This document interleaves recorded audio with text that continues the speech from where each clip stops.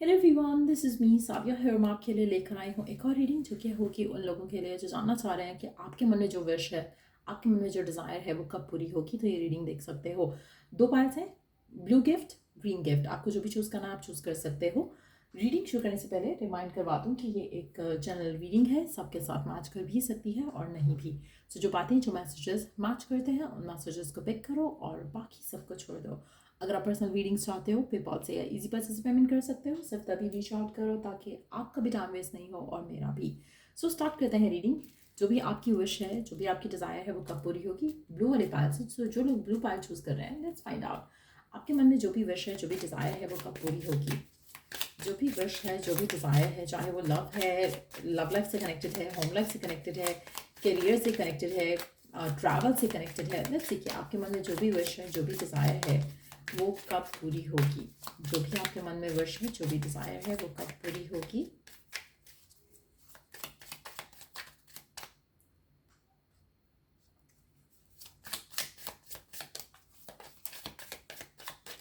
जो भी आपके मन में विश है, जो भी डिज़ायर है वो कब पूरी होगी।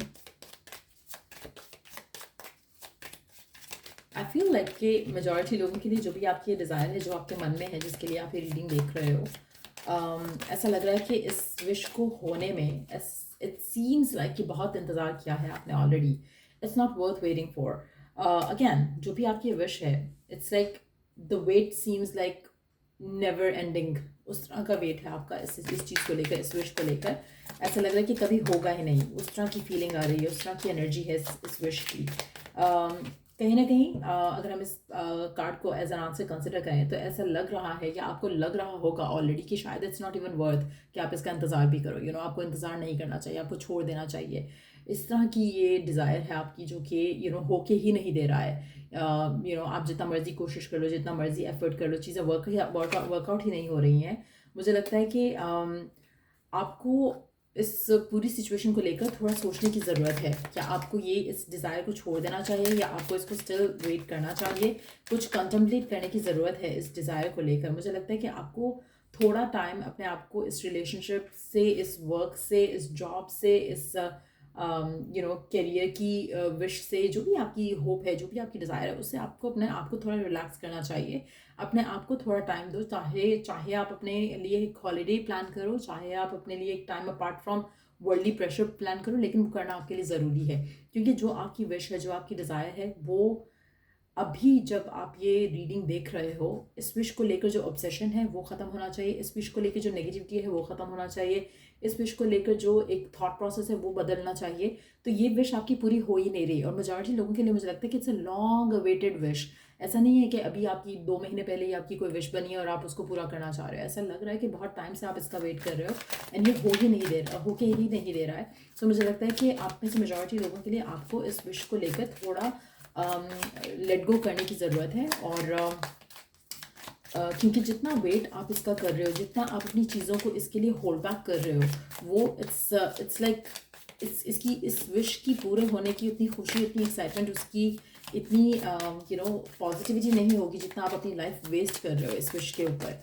सो इट्स लाइक अगर मैं आपसे कहूँ कि आपकी विश पूरी होनी है, लेकिन इट्स लाइक आपकी 10 साल बाद ये विश पूरी होगी और इस विश के चक्कर में आप अपनी बाकी विशेस को कंट्रोल कर रहे हो, आप बाकी विशेस को पूरा नहीं कर रहे हो। तो हाउ डज इट लाइक क्या ये विश आपकी पूरी होना बेटर है या आपकी बाकी 10 विशेस पूरी होना बेटर है। दैट इज़ समथिंग जो आपको रीवैल्यूएट करना है। और इसीलिए मुझे लगता है कि आपकी विश जो है वो अभी पूरी नहीं हो रही है क्योंकि आप अपनी लाइफ को रोक रहे हो इस विश के चक्कर में। तो बहुत ज़रूरी है कि इस विश के चक्कर में आप अपनी बाकी लाइफ को वेस्ट नहीं करो।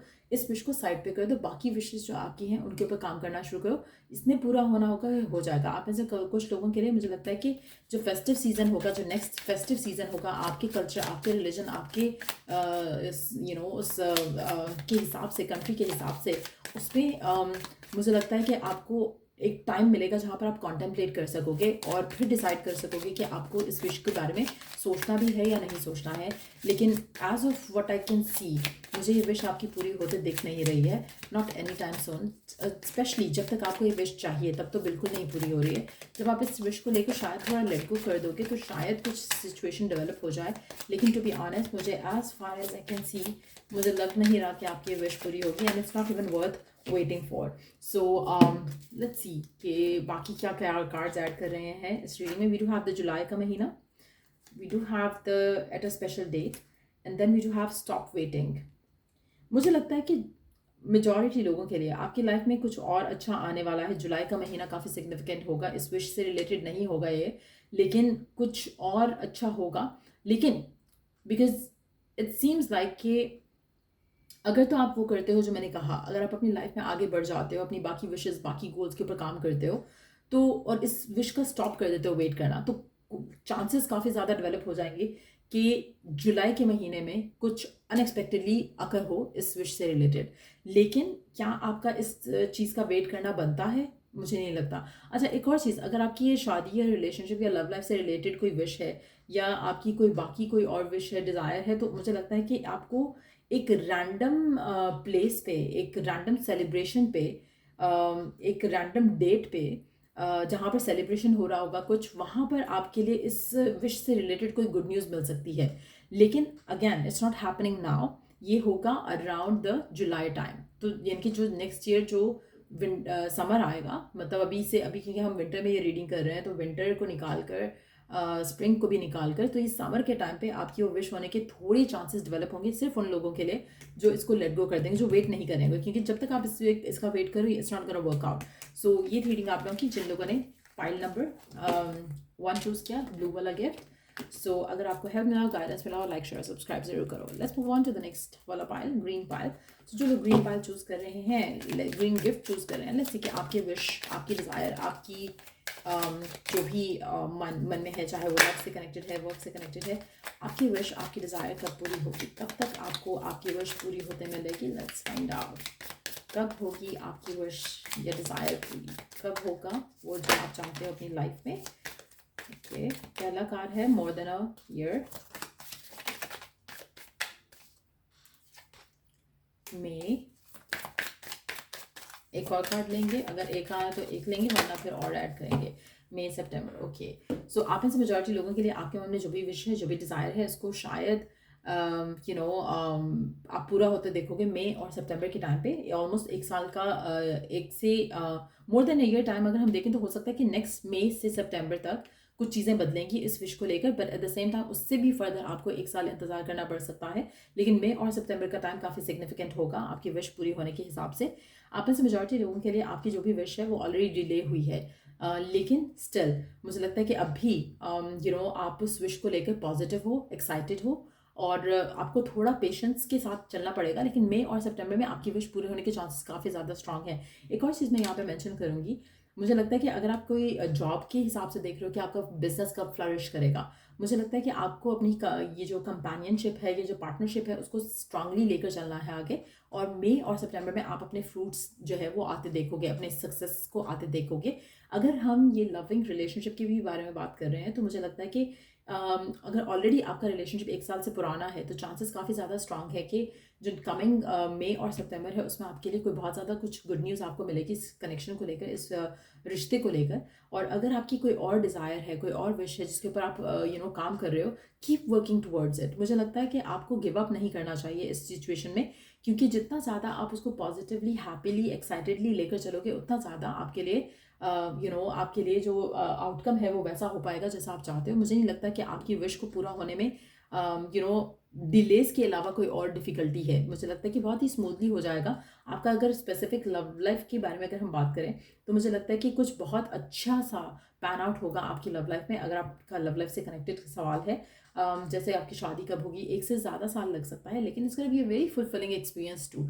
तो जो वेटिंग है वो आसान हो जाएगी आपके लिए, वेट करना मुश्किल नहीं रहेगा. तो मई और सितंबर का टाइम सिग्निफिकेंट रहेगा. अगर आप ऑलरेडी किसी रिलेशनशिप में आप जानना चाह रहे हो कि पर्सन कमिटमेंट कब देगा, मुझे लगता है कि एक साल से ज़्यादा लग जाएगा. But at the same time मई सितंबर काफ़ी सिग्निफिकेंट होगा, जहाँ पर शायद वो आपको कमिटमेंट दे दें, शादी शायद नहीं करें, या सिचुएशन का एटलीस्ट कोई एक स्टेप ऐसा हो जाएगा जिससे आपको लगे कि हाँ, अब मैं सही जगह पर हूँ और मेरी विश, मेरी डिज़ायर जो है वो पूरी होते मैं देख सकता हूँ. या तो एक उस तरह की एनर्जी रहेगी. लेकिन येस, मेजॉरिटी लोगों के लिए अगर आप ऑलरेडी एक साल से वेट कर रहे हो किसी चीज़ का, और वो नहीं हुई है, तो मुझे लगता है कि स्टिल आपने उसके बारे में होप छोड़ी नहीं है. और अगर होप छोड़ी नहीं है, तो मई और सितंबर का टाइम सिग्निफिकेंट होगा. अगर आपका अगर आपकी सिचुएशन जो है थोड़ी आप इरिटेट हो रहे हो, नेगेटिव हो रहे हो, आप होप को लूज़ कर रहे हो, मुझे लगता है कि आपको उसको नहीं छोड़ना चाहिए, होप को कंटिन्यू रखना चाहिए। मई सितंबर के टाइम में आपको फ्रूट्स मिल सकते हैं, आपके हार्ड वर्क के, आपके पेशेंस के, आपको रिजल्ट्स मिल सकते हैं। लेकिन अगर आप अभी नेगेटिव हो रहे हो तो मुझे लगता है कि आपको more than a year time लग सकता है। लेकिन अगर आप ऑलरेडी बहुत पॉजिटिव हो, बहुत एक्साइटेड हो, बहुत ही अच्छे वे में, लाइट हार्टेड वे में चीज़ों को स्टिल करने की कोशिश कर रहे हो, तो मुझे लगता है कि उसमें आपके रिजल्ट्स, उसमें आपको जो फ्रूट्स हैं वो आपको जल्दी मिलेंगे आपके फेवर में।